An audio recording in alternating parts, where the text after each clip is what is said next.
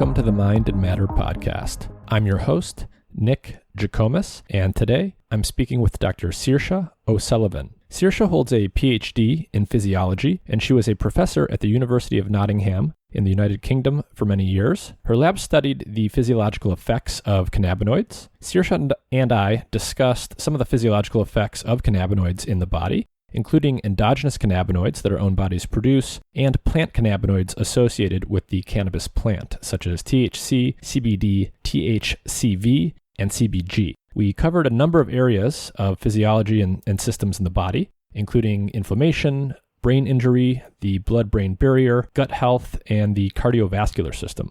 Towards the end, Saoirse also described why she eventually made the transition from academia to the private sector, and what motivated her to make that decision despite having been a successful researcher and having been granted tenure as a professor.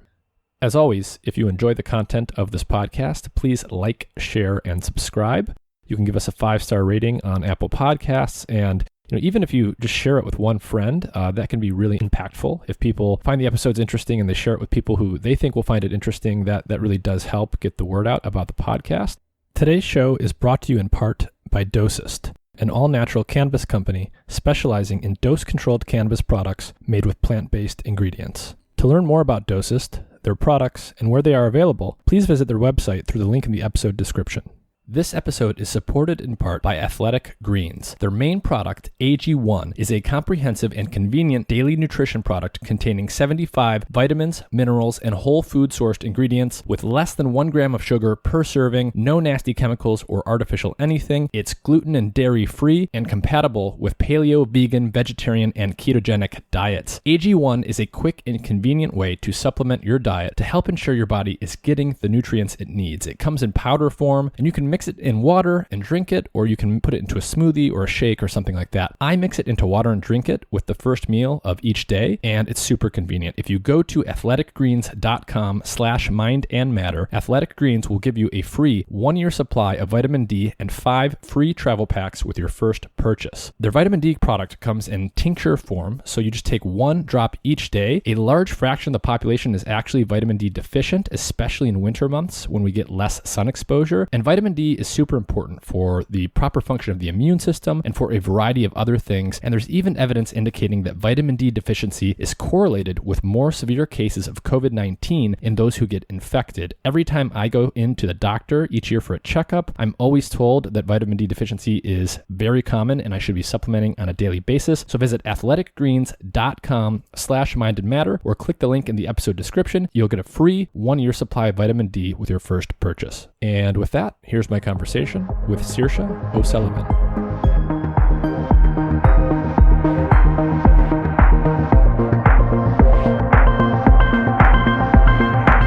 Saoirse O'Sullivan, thank you for joining me. You're very welcome. It's lovely to be here. Can you tell everyone a little bit about who you are and what your background is, what you're doing today?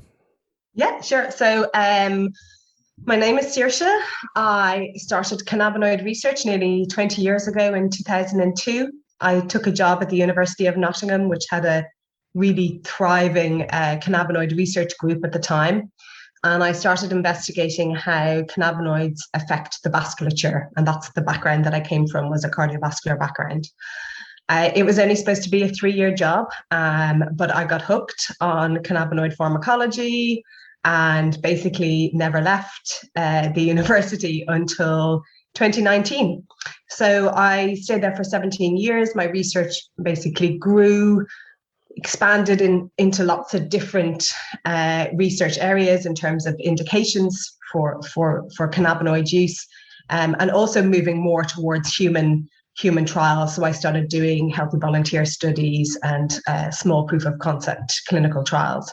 So I got a lot more translational as my career went along. And then in 2019, I made the leap. After just becoming made professor, I decided that actually what I wanted to do was leave academia and work in industry.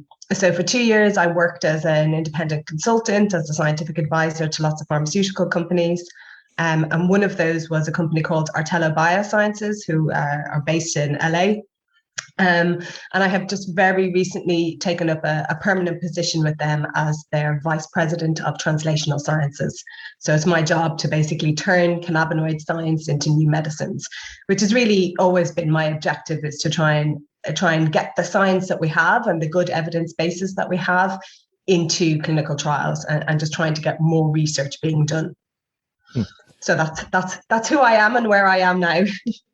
Yeah, so I think we'll circle back to some of that towards the end. In the beginning, let's briefly spend some time for people that don't have as much of a background in cannabinoids. What are cannabinoids? In particular, can you describe some of the major plant and endogenous cannabinoids and what the similarities and differences are? Yeah, so there are three kind of broad categories of cannabinoids. There are the ones that come from the plant, from the cannabis sativa plant, and they're known as phytocannabinoids. And then there are cannabinoids that we make in our body, and they are known as endocannabinoids because they're made endogenously. And then there's another group of compounds which are synthetically produced, and they're called synthetic cannabinoids. But they all basically, the definition of a cannabinoid, which is fairly loose and up for debate, is that it either comes from the cannabis plant, or that they bind to cannabinoid receptors, or that they are structurally similar to one of those two things. So really, it's quite a broad umbrella term that encompasses quite a lot of very structurally diverse compounds, who also have very diverse pharmacology. So you can't say that all cannabinoids work in the same way. They're very, very unique. So in the phytocannabinoids, the major ones that we know about are tetrahydrocannabinol, which is probably what you would call in the pharmaceutical world as the active pharmaceutical ingredient of cannabis. It's the most abundant chemical in most cannabis varieties. And it is the part of the plant that will get you high. It's the only chemical really in the plant that binds to receptors called CB1 receptors. And so most of the biological effects of cannabis come through that. And then there's the less abundant cannabinoid, which is cannabidiol. And there's an awful lot of interest in cannabidiol recently. It's quite different pharmacologically. It doesn't bind to cannabinoid receptors really with any great affinity, but it has some really unique and interesting pharmacological properties that make it quite an interesting drug that's being investigated. And then there's lots of minor phytocannabinoids, we call them, because they occur in really quite low levels in the cannabis plant. So there are dozens of these, and they all, again, have quite a unique pharmacological profile and are being investigated. So some of the ones that people are interested in are cannabigerol, cannabichromene, and some of the varins, so tetrahydrocannabivarin, cannabidivarin. So there's multiple compounds in the cannabis plant. It's really quite a complex group of chemicals. And then for the endocannabinoids, we've got two main endocannabinoids. We have anandamide, which is like our body's version of THC. So it has a fairly similar profile to THC in that it binds to the CB1 and CB2 receptors, and it brings about a lot of similar actions in the body as THC does. And then we also have another compound called 2-AG, 2-arachidonyl glycerol, which is also a CB1, CB2 agonist. And then we have a whole load of other compounds, which are sometimes called endocannabinoid-like compounds, like palmitoyl ethanolamide and oleoyl ethanolamide, which don't bind to cannabinoid receptors, but they do kind of act on the family of molecular targets that cannabinoids bind to, or they can competitively occupy the enzymes that break down endocannabinoids normally, so they can increase endocannabinoid activity and indirectly cause cannabinoid receptor activation. So there's probably about maybe 6 or 7 endocannabinoids that we make in our body that we're aware of. It's a list that grows. And then synthetic cannabinoids, there are hundreds and hundreds of them. They've been developed since the 80s originally as research tools, really, so that we could understand cannabinoid receptors better. And that has gone off in various directions, some of which are positive and some of which are very negative. So yes, but you can synthetically synthesize any compounds to either selectively inhibit or antagonize the cannabinoid receptors, either within the brain or peripherally restrict them. So there's a whole host of other compounds out there that are being developed in a pharmaceutical sense as well, which could be very therapeutically beneficial. Mm-hmm. So as I said, it's a big family of compounds, and they're all quite different. So it's hard to, the concept of a cannabinoid is quite a broad thing. I see. So we'll spend most of our time talking about some of the plant cannabinoids. Mm-hmm. Before we get there, I want to talk about endocannabinoids a little bit. Without going into excruciating detail, for someone who's unfamiliar, what would you say are sort of the broad physiological functions of endogenous cannabinoids in our body? So it's quite a hard question, because it depends on what body system you're talking about. You couldn't kind of just generalize a single biological response, because it depends on the tissue in which you're talking. So in blood vessels, they cause vasodilatation. You know, in neuronal tissue, they have an impact on neurotransmitter release. In peripheral nerve terminals, they affect neurotransmitter release. In adipose tissue, they affect the amount of adipose tissue that's there and energy storage, same as in the liver and in skeletal muscle. So the impact of endocannabinoids is very tissue specific, but what you can say is that they're found in every cell. They are the cannabinoid receptors, so the proteins on the cell surface to which they bind are found in every cell. So the CB1 receptor is everywhere. So they have functions in almost every cell, but it is dependent on what tissue you're talking about. You couldn't generalize their role. I see. Is it fair to say that in most of the cells and tissues that they operate in, that they're playing some kind of homeostatic function, preventing things from going too far in one direction or the other, or is that only true in some cases? It's a word I've heard used a lot. I mean, so yes, in that when there is cell damage, so for example, if a cell is starved of oxygen, or if it is being has oxidative stress, or there's actual physical injury to a cell, then there will be a release of endocannabinoids, and there will be an upregulation of cannabinoid receptors, particularly the CB2 receptor. So the CB2 receptor is known for being enhanced when things are going wrong. And primarily the concept, the idea is that is supposedly in a protective fashion. So that's what we definitely think, is that these things are upregulated in order to try and resolve the situation, which is true of many other compounds. I mean, that's what our body does. If something goes wrong, we upregulate different, chemicals in order to try and make things right again. So I don't think they're unique in that ability. And yes, that's definitely the concept of what they do. So but there are times when upregulating the endocannabinoid system is not necessarily a good thing. So, like any system, there's always a balance where too much of anything is usually not a good thing. And again, that's true of almost any chemical signaling system in our body. I see. So you mentioned that when there's physical damage to cells, you tend to get release of endocannabinoids, although you'll get release of other things as well. Yeah. I know that there's been quite a bit of research for the different plant cannabinoids and other cannabinoids with respect to their potential to have neuroinflammatory or neuroprotective effects, or I should say anti-inflammatory effects. And you also mentioned the CB2 receptor. Can you talk a little bit about what we know there in terms of CB2 receptor and inflammation, and which cannabinoids tend to have anti-inflammatory or neuroprotective effects? Yeah, well, the short answer is pretty much every cannabinoid that's been tested does tend to have some kind of anti-inflammatory effect when tested in a cell system. I mean, most of the experiments that we're talking about, and experiments that I've done myself, are in cellular systems. But in general, mean like a petri dish with cells. Yeah. So cell culture dishes where we grow up cells, whatever our cell of interest is. And then you treat them, you do something to damage them, and then you treat them with cannabinoids. Or sometimes it's an organ, a piece of tissue.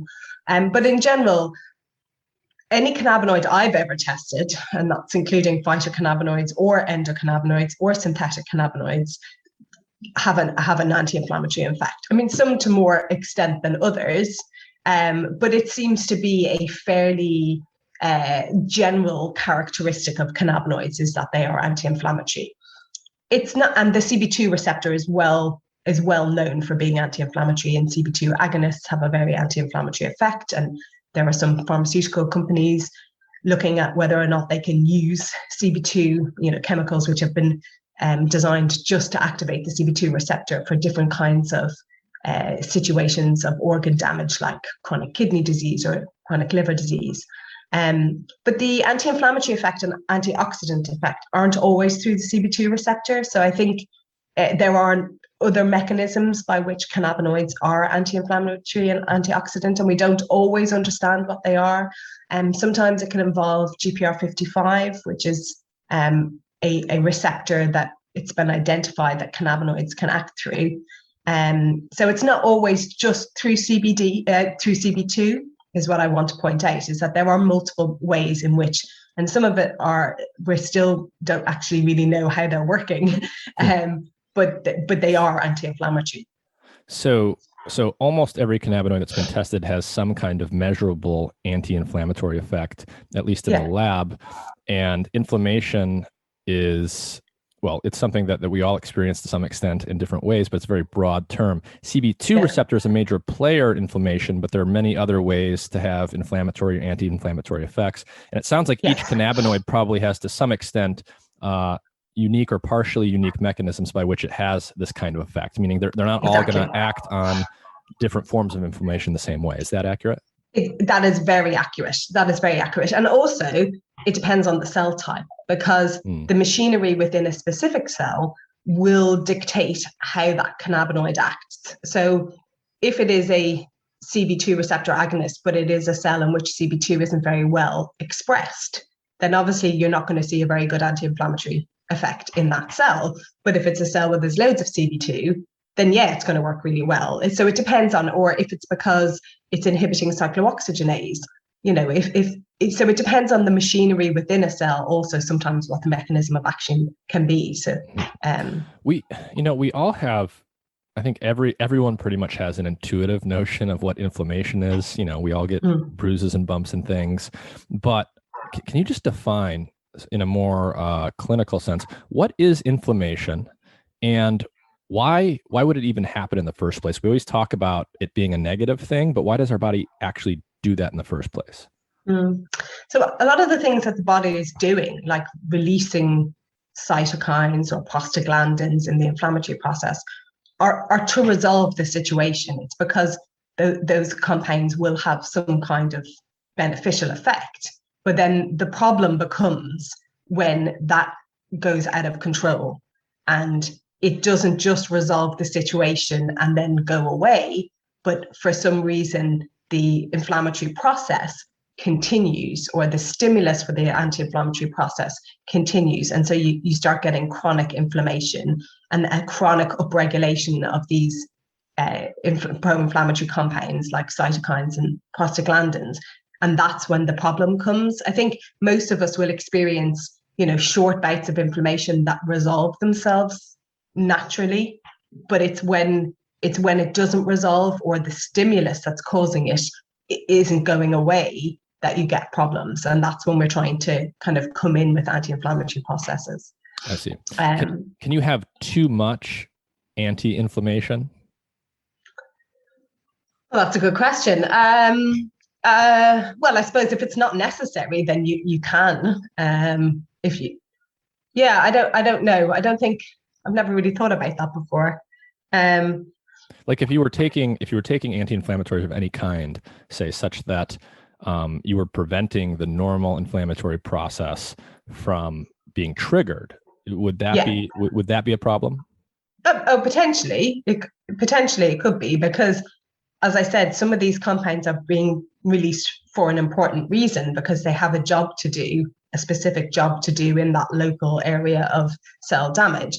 And so if you're blocking all of those pathways, then actually the damage may not resolve the way it would naturally. So I suppose there could be. I mean, it's not something I actually know an awful lot about, so I shouldn't comment too far. But I'm guessing that there could be negative impacts of having too much anti-inflammatories. But they're only going to be anti-inflammatory if you have an inflammatory status at the time.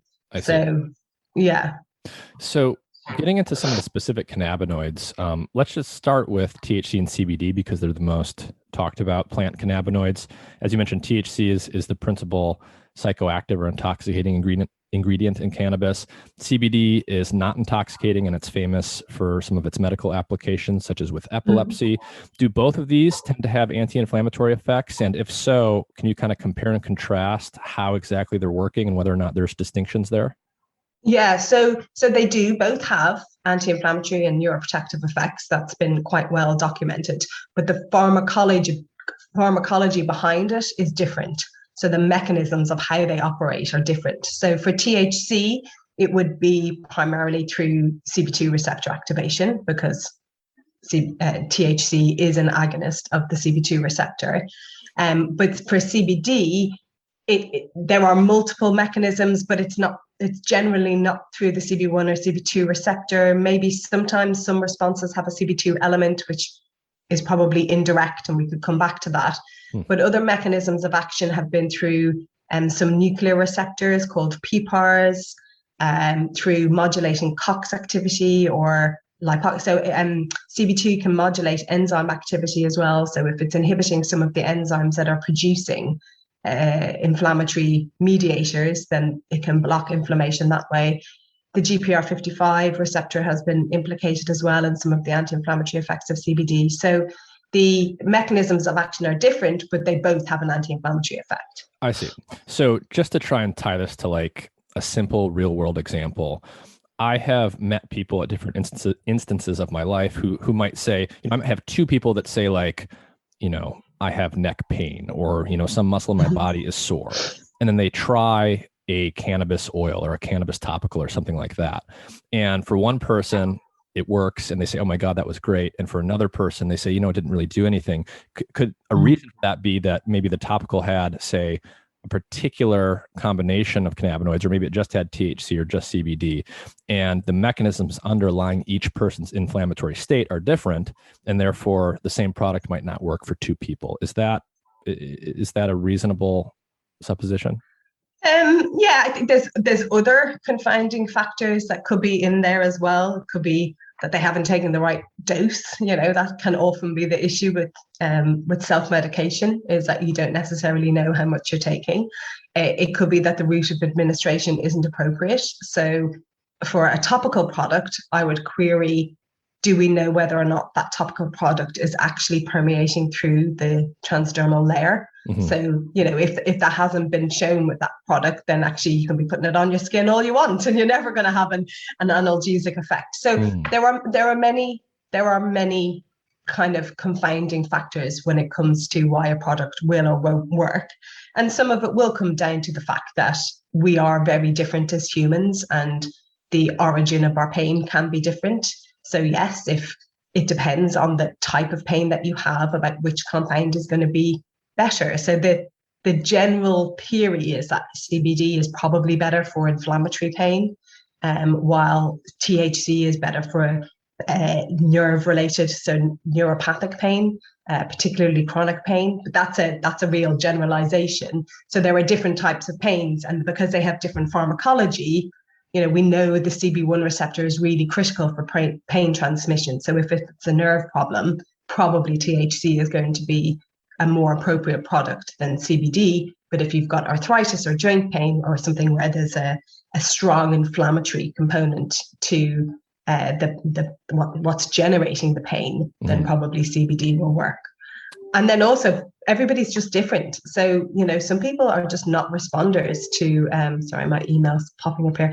Some people are just not responders to cannabinoids, so not everybody will find a beneficial effect from a cannabis-based product. And that's pretty well documented in the Sativex trials. So as they did more and more clinical trial work with Sativex, so that's the product that's licensed probably for the longest in this space. So it's a 1-to-1 ratio of THC and CBD. It's licensed in most countries for reducing muscle tremors in multiple sclerosis, but in some areas it's also used for pain.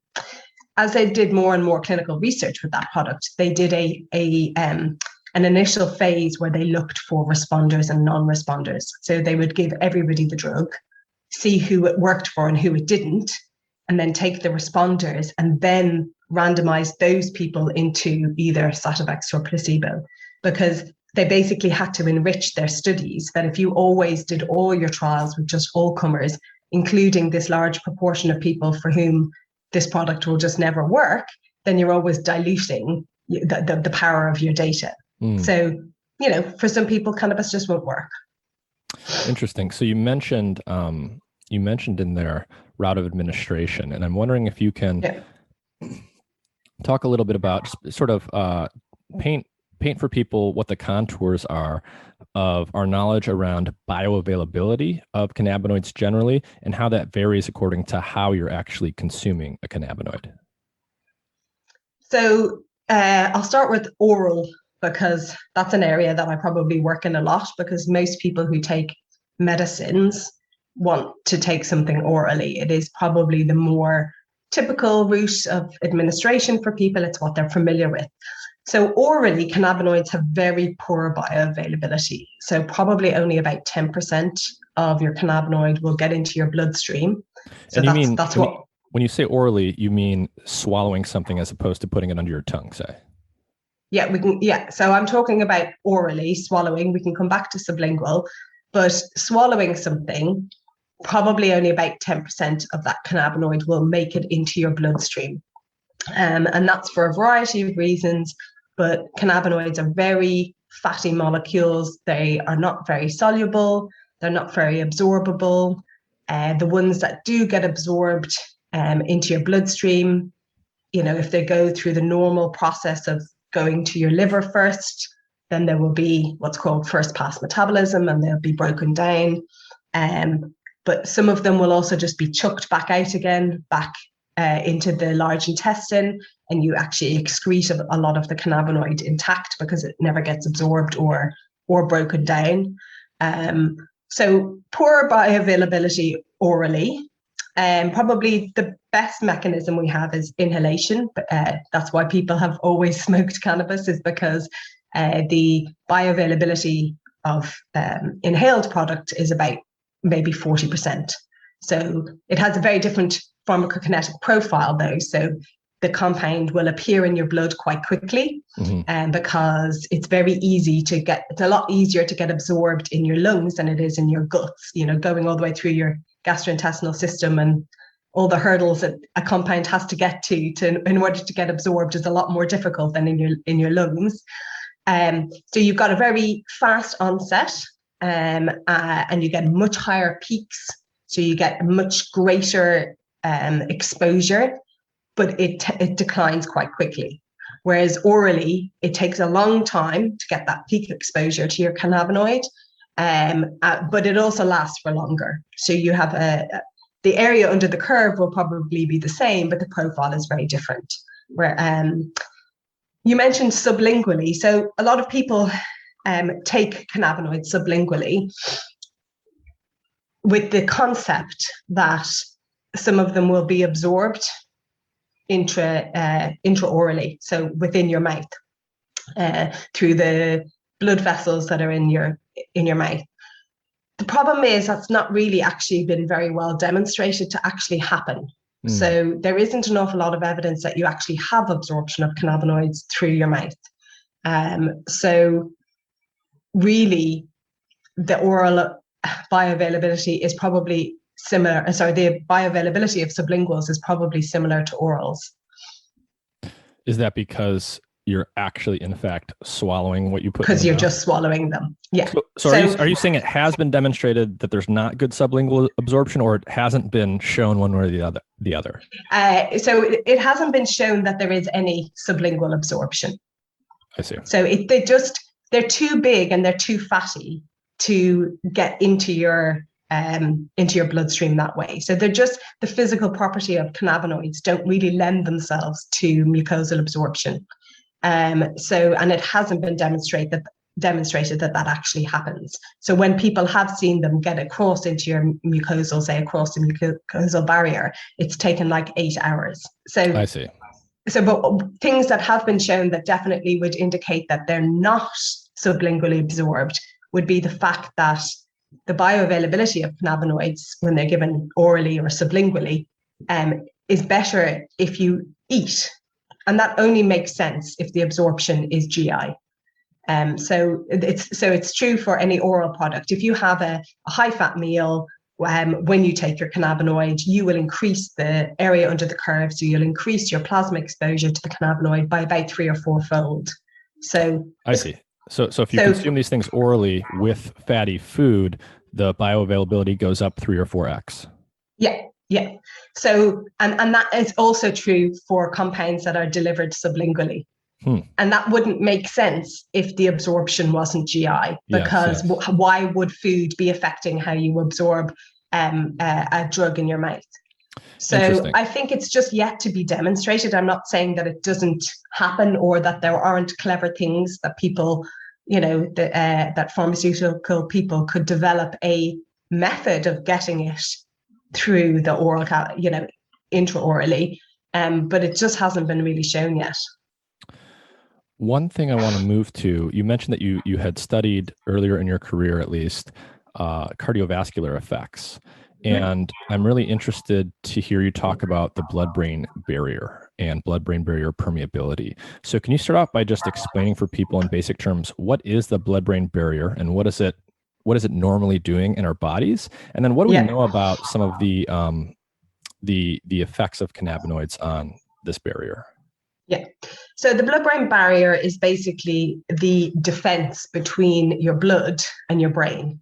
And the reason you need a defense system there is that there's stuff in your blood that your brain doesn't necessarily want to be exposed to. So you don't want your brain seeing everything that's in your blood because it would be damaging to the brain, basically. So it's a way of keeping out anything that shouldn't get past. So normally at a capillary level, where you have that kind of greatest transference of gases and substances between your blood and your tissue, the adjacent tissue, normally that's quite porous to allow for a lot of exchange. We want glucose and, everything to be passing very easily between a tissue and the blood. But in the brain, we don't want that. So we have adapted that barrier. Instead of being quite porous, we've adapted it to being a much tighter barrier. So the cells are all really tight together. And there's actually a number of cell layers at the blood-brain barrier to make that even tighter. So it's like having triple glazing as opposed to single glazing. And you've got endothelial cells from the vascular side of things. And then you've got a couple of layers of different types of brain cells as well that make this really tight barrier. And it's very much in control of making sure that all of the bad stuff that's circulating in your blood doesn't get into your brain. And when things go wrong, that can become leaky. So that barrier can begin to break down and you can start seeing holes either between cells or actually through a cell. And things like, there's be a couple of things that will happen. You can have too much fluid leaking into the brain. So you can have edema that can cause swelling of the brain, or you can have things like cytokines or too many immune cells getting in, or, being exposed to lactate, or lots of different things that are in your blood that you don't really want in your brain. So if they get leaky, that really can damage the brain. And the blood-brain barrier does get leaky in a lot of neurological conditions. And our research looked at how cannabinoids affect the blood-brain barrier, and whether or not any of the positive effects of cannabinoids, which had been seen in some neurological conditions like stroke, could be because they were having a direct effect on this blood-brain barrier function. So we set up we set up experiments where we mimic the blood-brain barrier. In cell culture conditions, we grow all of the different layers of cells that are appropriate for a blood-brain barrier. We grow them together and we make this basically like in vitro version of a blood-brain barrier. And we make it leaky by causing a stroke within the cells. So we deprive the barrier of oxygen and glucose to mimic what would happen in a stroke. And the barrier gets leaky. And what we found is that we looked at different cannabinoids, but primarily most of our work was focused on cannabidiol at that time, because there is quite a lot of data showing in an animal model that if you give cannabidiol, that it prevents it doesn't completely prevent the stroke, but it reduces the size of the damage caused by a stroke. So that area of the brain, which would normally have necrosis, so tissue cell death, is a lot smaller if you give cannabidiol in advance. Now that's not very translationally relevant, because we don't always know when people are going to have a stroke, so it's very hard to pre-medicate them with things. But anyway, so we were looking at whether or not cannabidiol would work in the blood-brain barrier. And basically what we found in a nutshell was that it was very beneficial. So cannabidiol helps to make the blood-brain barrier tighter. So it can, if we induce that leaky barrier by inducing a stroke-like environment, then it makes cannabidiol makes the cells tighter much faster, and it reduces the inflammatory response and the cell damage caused by that stroke. And that persisted even when it worked when we gave CBD before the stroke, at the same time as the stroke, or even up to, I think it was 6 hours after the stroke was induced. And we looked at the mechanisms by which that happened, and one of the major receptors that was involved was the serotonin receptor. And the serotonin receptor is known to be involved in a lot of the the brain responses to CBD. It's like the major brain target for CBD. So it was primarily by the serotonin receptor and this other nuclear receptor I mentioned before called PPAR. So we did a lot of work on that. We also looked at some of the endocannabinoids, and we found that there were two in particular that also had this kind of protective function on the blood-brain barrier, and they were OEA and PEA, so the endocannabinoid-like molecules that I mentioned before. And then we also looked at some of the more novel minor cannabinoids. So we looked at CBDA, which is the acidic version of CBD, which is what the plant actually makes. And we looked at CBG, and we looked at CBDV, cannabidivarin, because that is a compound that people are interested in, maybe in epilepsy or other neurological conditions. And they all had a good response. I'd say the best probably came from CBDA. CBG and CBDV were also anti-inflammatory, but I don't think they were as good as CBD. I mean, their responses weren't as overwhelming as the CBD was, to be honest. I see. But yeah, that was quite a lot of work that we did, showing that cannabinoids in general are protective at the blood-brain barrier, which probably underpins quite a few of the neuroprotective effects of cannabinoids, if you can really maintain that barrier integrity and keep the brain from being exposed to things that it shouldn't be. So based on what you said, is it fair to say that for CBD and some of these other cannabinoids, the neuroprotective effects are often what you might call preventative, meaning that the molecule needs to sort of be there when the insult happens to the brain, and it doesn't, does it do anything afterwards? So it does, both cannabinoids do, but the problem is experimental studies tend to either pre-administer the cannabinoid or give it at the same time as the insult. I see. There's not enough researchers actually looking at what happens when you give these compounds after the problem has already been established. And I'm probably talking more about the historical literature. I think people now are doing more translationally relevant research, and they are including, doing that post-insult treatment. But it is true to say that their best effects are seen when you give them in advance. I see. But yeah. So I think, and there are situations where a problem is coming. So there are like sports. Yeah, exactly. So there are conditions where that's relevant, but there are, for something like stroke, that was never relevant, because you never know when something is going to hit you like that. Yeah.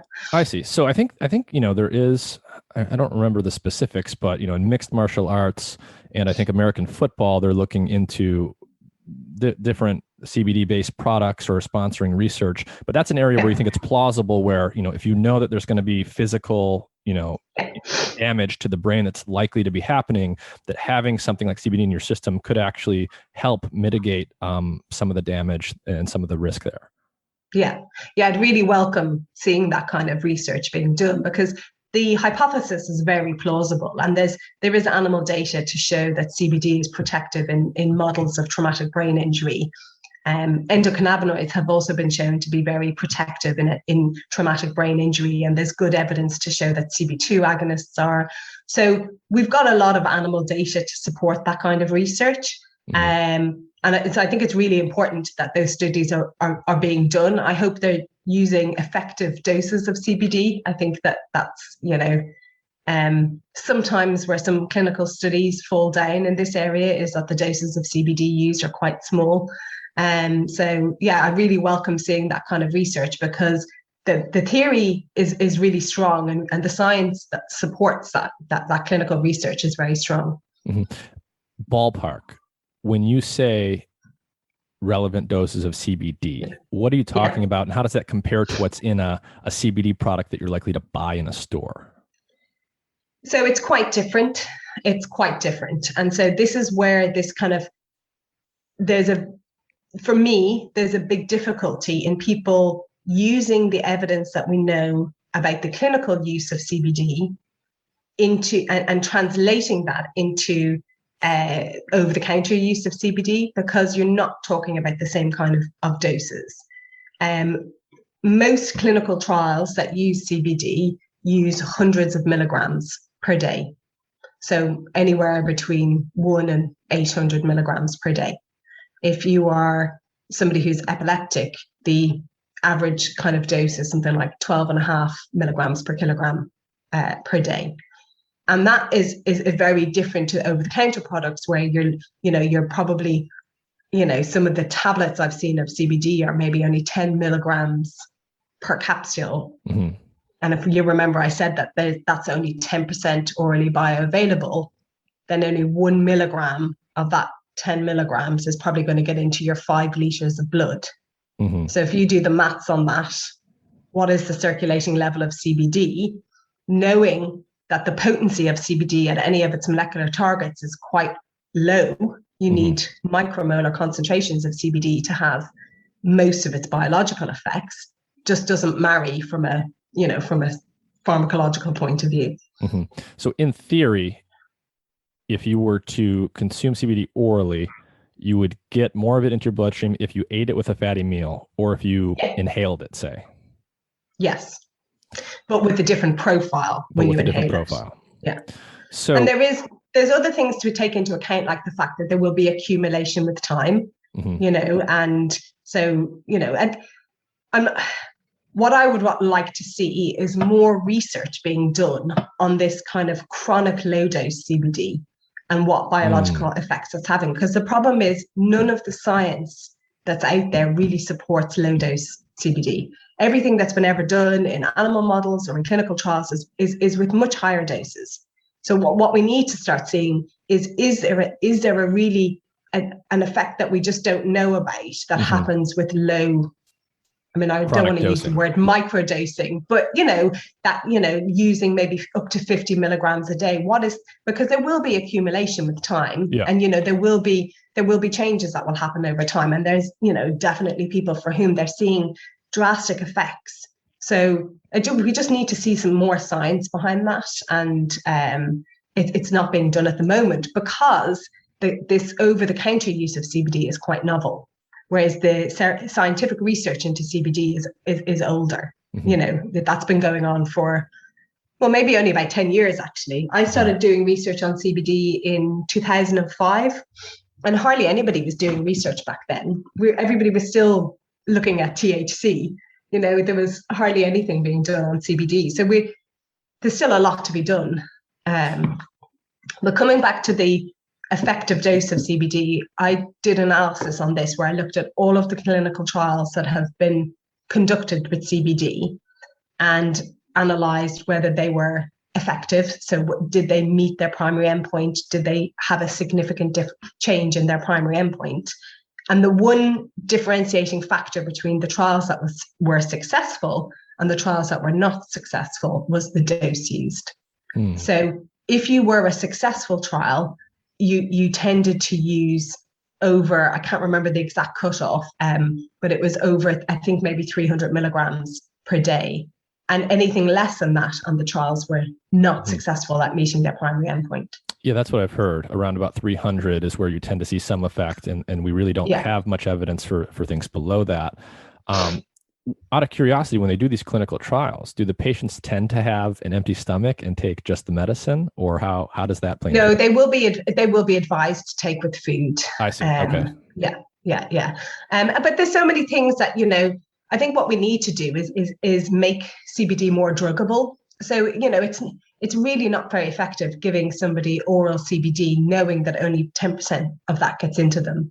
So we need to find better ways of giving CBD, and then we don't need to give such high doses.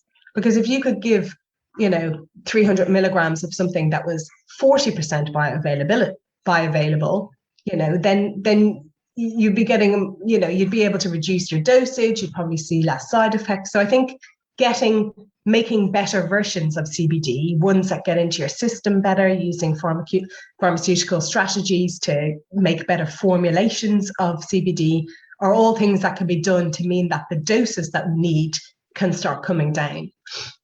But mostly at the moment, we're excreting most of it. I see.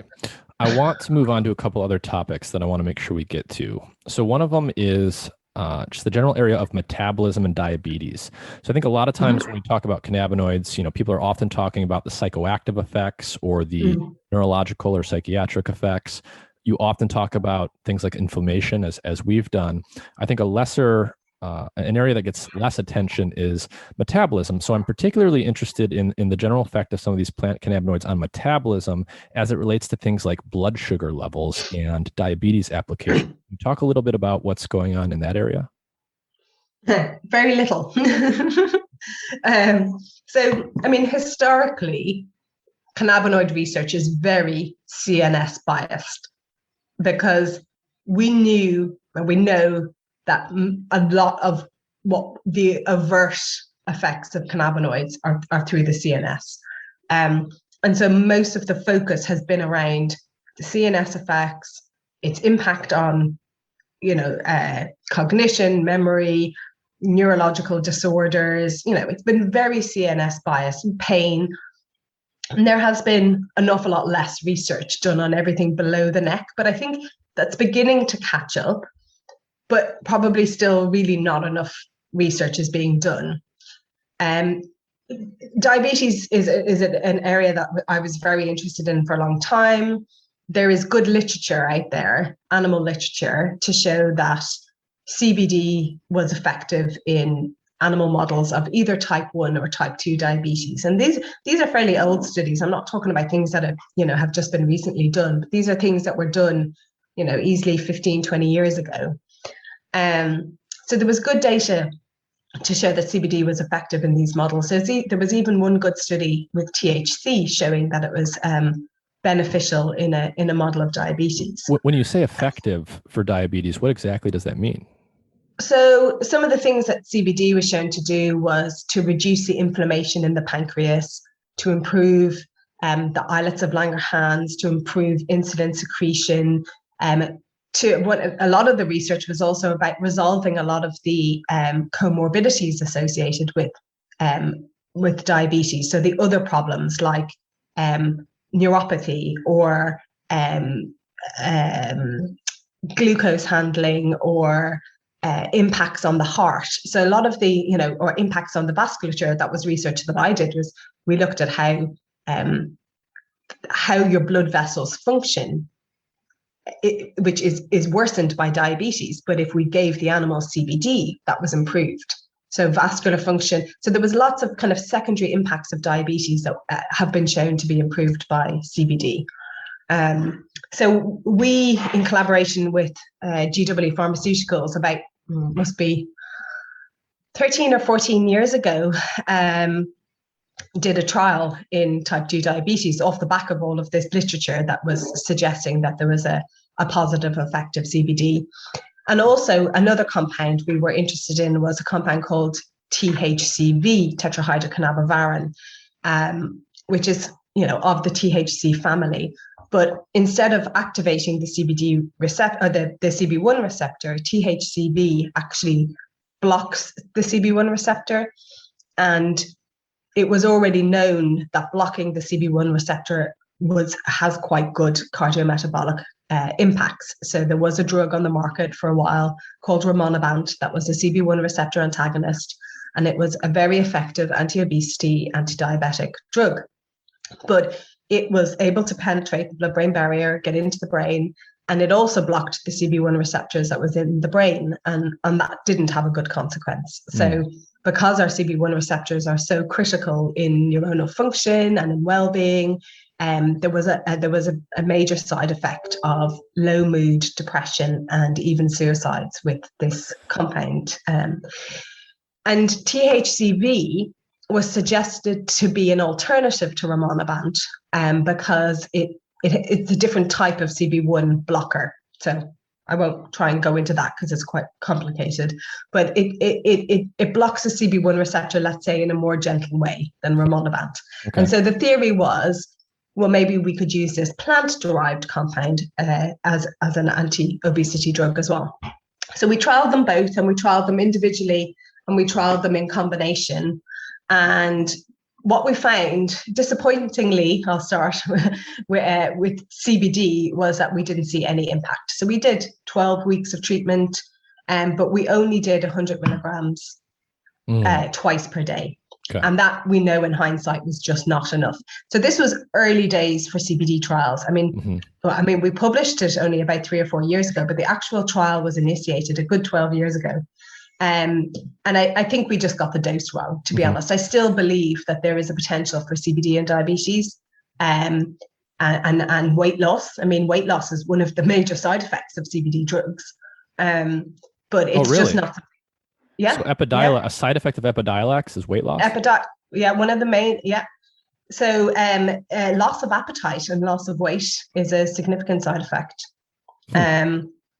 There's a company trialing CBD for Prader-Willi syndrome because of CBD's effect on appetite and eating.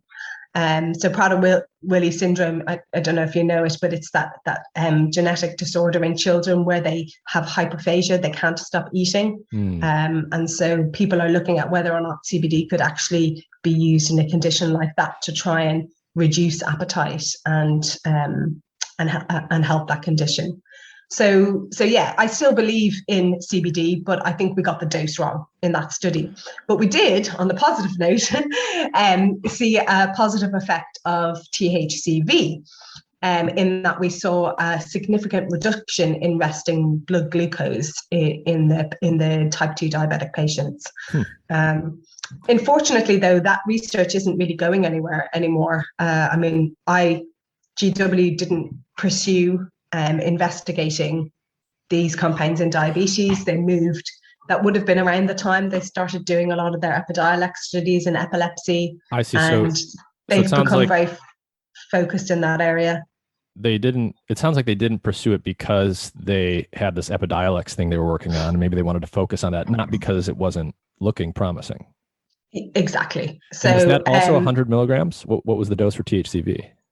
No, that was 5 milligrams. 5? Yeah. Wow. Well, so that's really interesting because that's a workable dose that someone, could encounter out in the real world, quote unquote. Whereas, 300 milligrams of CBD. I may have to check myself on that. I'm sure it was only 5 milligrams. Anyway, I'm just gonna Google myself there, but yeah, I'm pretty sure it was like 5 or 10 milligrams, but because it's more potent, than CBD is. Interesting. You only need 5 milligrams of THC. But in any case, it was a lower dose than you did for CBD, and you saw a positive effect. It actually lowered blood sugar levels in people with type 2 diabetes. Yeah, so 3 months of treatment. Yeah. So, if you look at epidemiological data on people who smoke cannabis, there's more often than not, there is a positive effect on cardiometabolic status. So cannabis users tend not to be obese and tend to have better blood lipid profiles and just general kind of cardiometabolic profiles. So there's definitely, they're not overweight and diabetic, that's for sure. Yeah. I mean, that's sort of interesting. I don't want to spend too much time on it in the time we have left. And I know that there's no probably complete answer here, but I'm sure you're referring to cannabis users, meaning people that are consuming predominantly high THC products. And THC is famous for having, eating junk food as a side effect, basically. So how would you even start to think about that? Those two things would seem naively to be in conflict. Yeah, well, the story about THC and feeding is more complicated than just it stimulates appetite. So it does. So if, you will have an acute response where you want to eat, and often that is high fat, high sugar foods. But if you look over a 24-hour period, people don't consume more calories than they would. So they eat, but then they don't eat for a while, and then they eat again. So it's not inducing overeating. They're just packing all of it into one bout of feeding. Yeah. And with chronic use, there can actually be a weight loss effect of THC. So I've seen data where THC was given to obese animals and chronically will cause a weight reduction, because THC also acts at other receptors that actually have a weight reduction effect.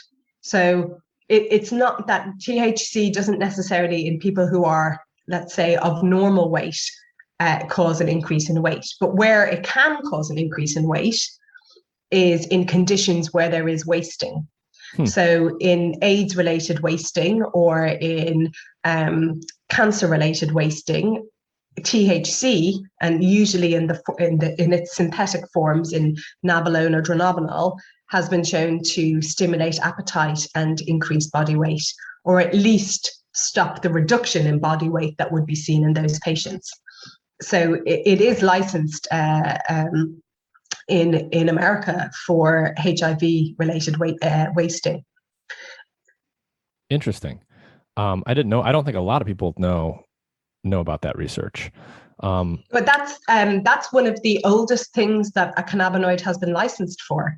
So that licensing was in the 80s, because when people started looking at the biological effects of cannabinoids, that stimulation of appetite was one of the things that was very obvious, and it was one of the things people did research on. Yeah, and its ability to suppress nausea and vomiting as well. So the licensing for chemotherapy-induced nausea and vomiting has been around for a very long time. Yeah, I mean, that part makes perfect sense. So what you're saying is that there's at least some evidence out there, some in humans, some in animals, that THC can actually stimulate weight gain in wasting conditions where you're underweight, but actually potentially do the opposite in other circumstances. Yeah. Yes, that's exactly right. Yeah. I want to talk a little bit about permeability in the gut. We talked about the blood-brain barrier. We're definitely jumping all over the body here, aren't we? Oh yeah. Well, I want to get to all the major spots. What can you talk to us about in terms of like gut health and gut effects of some of these cannabinoids? Yeah.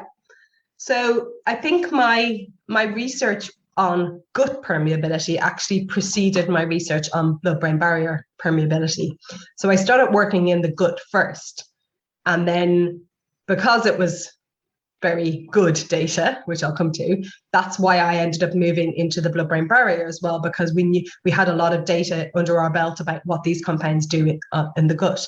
So we've got the same kind of barrier system in the gut, where things that are inside your intestines, we do want to protect your body from some of those things, because there will be things in there like bacteria, for example, that would be quite dangerous if they were able to cross the intestinal barrier into your bloodstream. That could cause inflammation.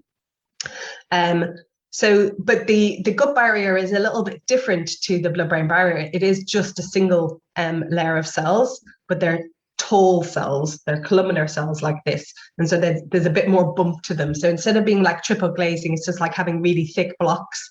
And they can become leaky. So again, either between the cells, that kind of junction between the cells where normally they're really tight together, that can become leaky, or you can have substances passing through the cell itself. So we did a lot of work on inducing permeability in an in vitro model of gut permeability, where we basically we treated them with cytokines. We made them inflamed, and that increases causes a leaky gut.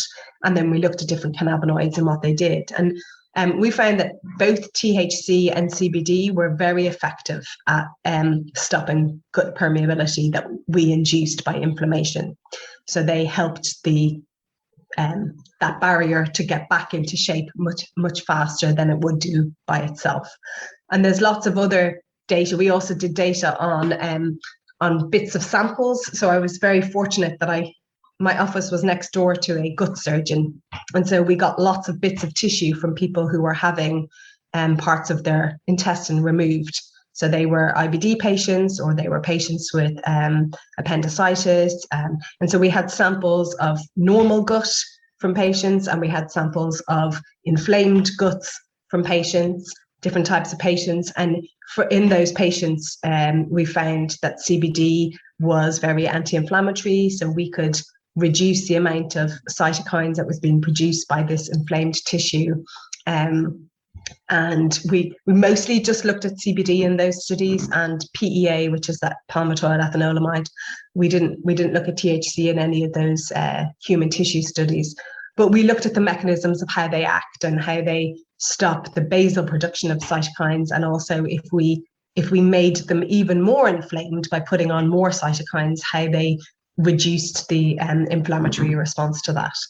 So that is supported also by lots of other people's data, where they've given, these compounds like CBD and PEA to animals, to whole animals that are models of colitis or IBD, gut inflammation, and they have all shown that cannabinoids are very effective at reducing gut inflammation, and reducing gut permeability, and basically improving the indices of inflammatory bowel disease. Interesting. So in the time we have left, I want to give you space to talk about a different kind of topic. So at the very beginning, you mentioned something that was interesting to me. So you mentioned that you used to work in academia and now you work in industry. That's actually not the part that I found interesting. It wasn't that you did your PhD and then said, oh, this is not for me, I'm going to go into industry, or then did your postdoc and said, this is not for me, I went into industry. You actually ran like the full gauntlet. You became a professor. You sort of got to the place that every aspiring academic is aiming for. And then you made the transition. So can you talk to us about how that happened and why you made that choice? Yeah, it was really interesting. And it was literally 1 month after I was notified that I was promoted to professor that I handed in my notice. And it shocked a lot of people. And I don't want to get too personal about it, but I definitely feel like I had run my course with academia. I love research. I absolutely love research, and I love working with students. But there is a certain slowness to academic research that I found quite frustrating. So things don't really move at much of a pace in some area, not for everybody. And I felt like I could make a difference, a bigger difference somewhere else. And there were other aspects of academia that were bothering me. And I thought that when I was made professor that it would make me feel differently about the university, but it didn't. And for me, that was the point at which I knew I really have to go and do something different, because I thought, this hasn't made me feel more in love with academia. And I thought it would. I've gotten to the point where I thought I, wanted to be, but actually I really do want to go out there. I want to do something different from a personal challenge point of view, but I also want to feel like I'm making more of a difference. And I think I didn't feel like I was making enough of a difference in academia, because, your time is always torn between so many other endeavors. When you're an academic, you're a teacher, you're a mentor, you're a HR expert, you manage budgets, you're, trying to do your research, you're trying to be collegiate, running timetables, modules. You're just being torn all the time. And I felt like I would rather be more research focused and actually not have some of those challenges on my time.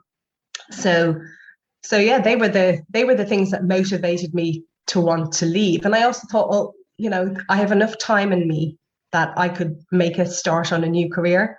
I think I felt that if I stayed any longer, I probably would never leave. So that felt like a good time to go. And then the other big thing that was happening at the same time, which was very serendipitous, was that there was just this, I feel, a huge sea change in all things to do with cannabis. Mm-hmm. So in the last five years, at least in the UK, we have seen things change at such a rate. You know, we've changed the law about medicinal cannabis. There's been a real change in public perception and acceptance about the therapeutic utility of cannabis. There's been a real flurry of companies that are interested in doing cannabinoid research. 20 years ago, there was none of this. 15 years ago, people were not interested in talking to me about cannabinoid science, whereas now, you've suddenly become really popular because you know about a topic that is having a heyday. And so I felt like there was a wave, and I wanted to be on that wave from a different angle, that I wanted to be part of the movement, and that maybe a different place to do that was in a commercial setting. So all of those things kind of happened at the same time, and probably in a different set of circumstances I would have stayed, but it just seemed right at the time. So I decided to go out by myself and do consulting, because I had already been doing some consulting on the side, because some companies had been approaching me for advice, because I did gut work and stroke work and cancer work, and so I was giving advice to people, and so I already had my foot in the door, and I thought, well, I can do more of this, and let's see how it goes. Mm-hmm. So let's talk about consulting for a second, because it can be this sort of this amorphous thing. You say, I'm consulting for people. I'm like, are they literally calling you on the phone and saying, tell us about how THCV works, please? Maybe for the people that might be academics now that might be curious about consulting, can you give us an example of like a representative consulting project? What are you actually doing and delivering? Yeah. It was really interesting, because I wasn't sure what I'd end up doing, but the typical thing that people wanted from me was to know what the evidence base was.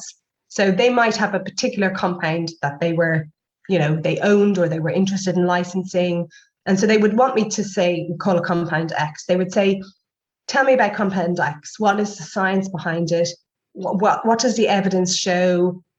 What would be a good home for this compound? Like, what indication, what disease should we be thinking about? What would a clinical trial look like? So sometimes I'm saying, okay, well, this is what your trial should look like. These are the patients you might want to do. So it's that kind of whole, looking at the evidence base and giving advice on how you could potentially move that compound into a clinic. Mm-hmm.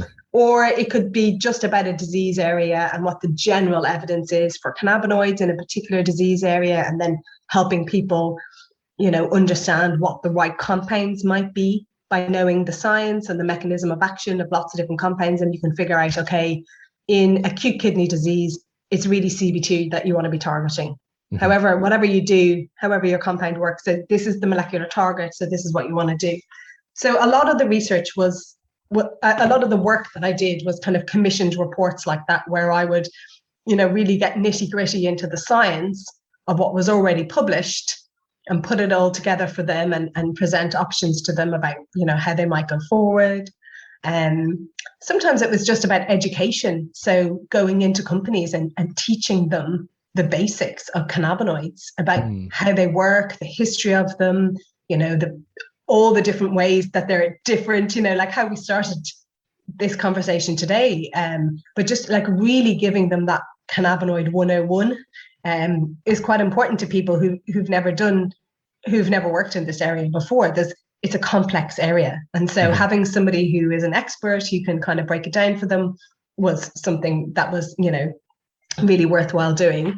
I also did a lot like talks for people. So going into, on their behalf, speaking to societies or at conferences, at organized events where I would go and do education pieces on, any of those above things. So there were lots of different, maybe talking to the media. I'm trying to think of what some of the things that I've done. But if I could summarize so far, what you are telling us in effect is that as a biologist with your kind of background, you are getting paid professionally to read, comprehend, and summarize the literature for people, and to give talks, educational talks to people. Yeah. So a subset of the things that an academic would already be doing. Yeah, exactly. So I wasn't doing anything different than my skill sets, but what was different is that you're putting a commercial spin on it. Mm-hmm. So sometimes I'd be looking at what the competition is, who else is out there doing this, what clinical trials are being run already, what companies are out there doing what. So sometimes it's, it's more commercial than that. But yeah, I've got to read more in the last couple of years than I think I did in the last 10 years in academia, mm-hmm. when I was doing research as an academic. I've actually probably learned a lot more in the last 2 years about areas that I never worked in before. So I feel like I have a much broader understanding now than I ever did. So it's been really great. I've definitely found it really educational, and I've really enjoyed it. And what I found is that there are people out there who want expertise like this. I've never had to advertise. Mm-hmm. I've never, really, it just kind of word of mouth.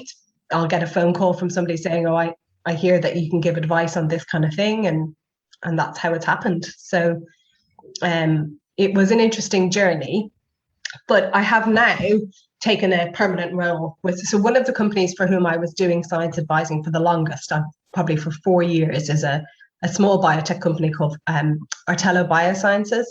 And they recently offered me a permanent role. And so I'm now working for them, not on a full-time basis, but almost full-time, but doing the same thing. So really being that translational, expert about helping turning science into medicines, knowing all that into nitty-gritty cannabinoid background that's in my brain from the last 20 years and using all that knowledge to help them move their products forward in their development plan. So that is great for me because it's real, it's tangible. There are medicines being made, there are trials being done, mm-hmm. and there are hopefully people who are going to benefit from it. And that was always what my goal was. And I feel like now I'm possibly getting to that point quicker than I would have done in academia.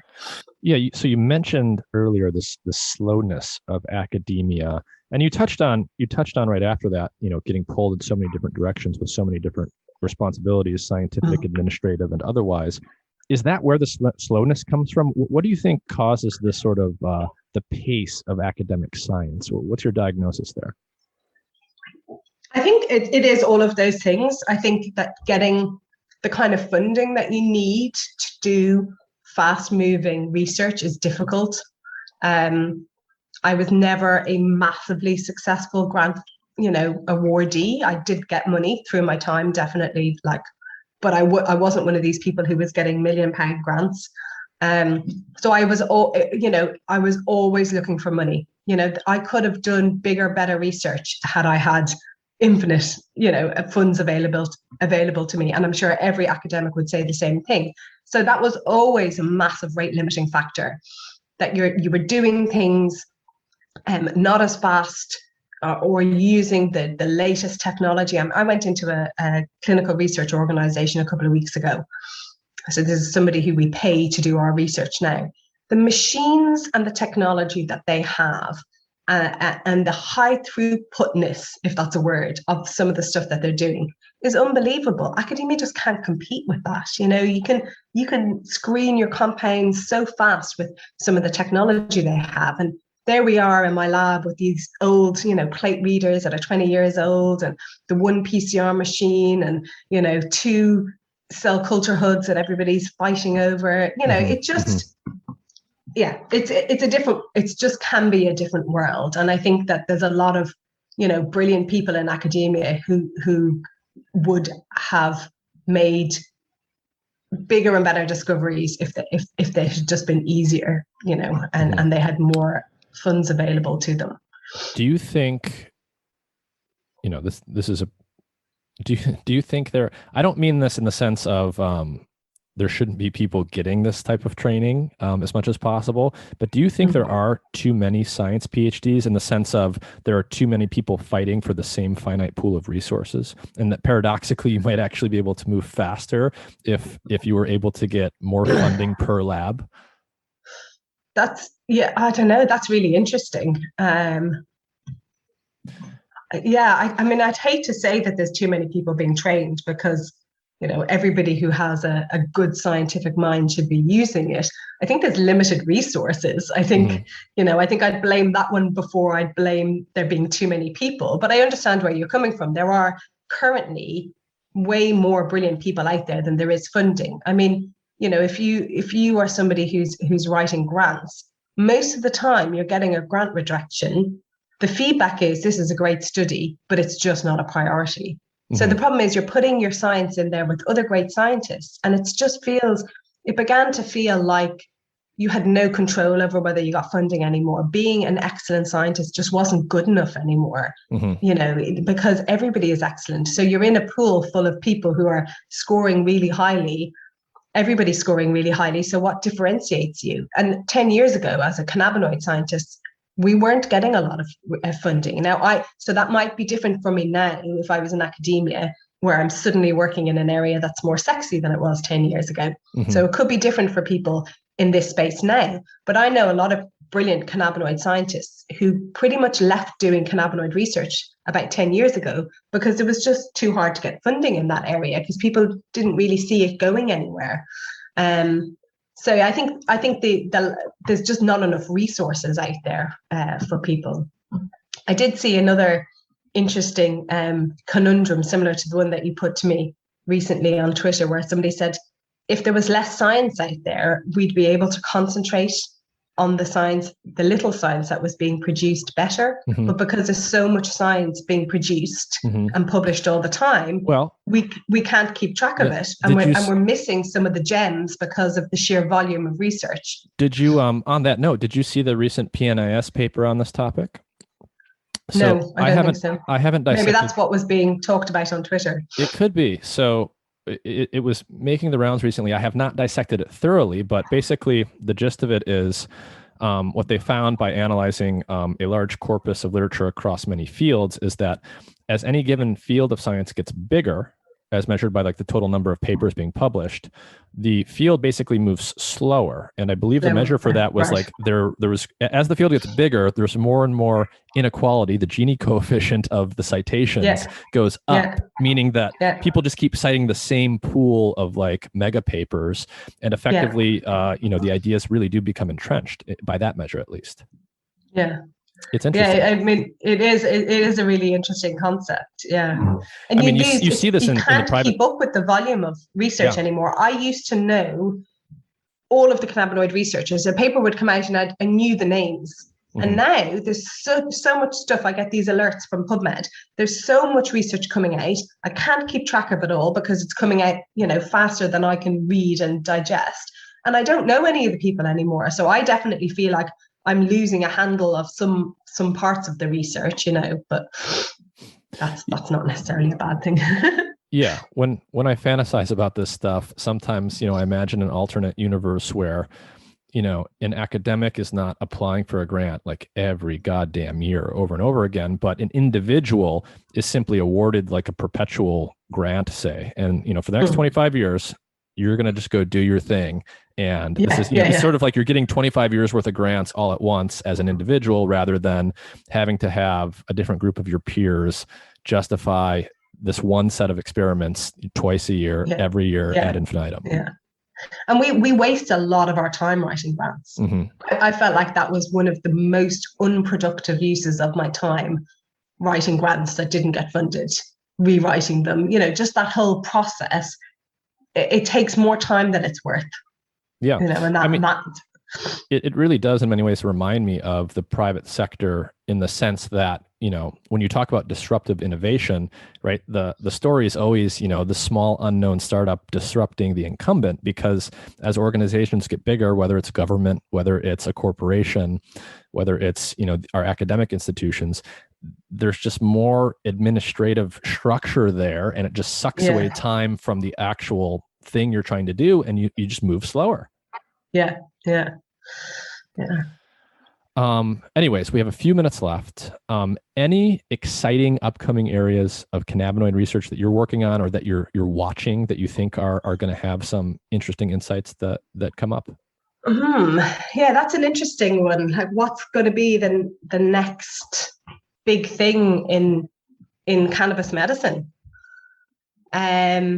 So there's an awful lot of stuff that's kind of at phase 2, so still small clinical trials, not quite moving forward to potential licensing. So I'm not sure what's going to be new in terms of what medicine is going to be next to be licensed. I don't think I could put my money there. But I think what there is definitely a much bigger number of clinical trials being carried out than there ever was. So I think that we will see a change in the next kind of 3 to 5 years in terms of what's available for licensed cannabinoid-based medicines.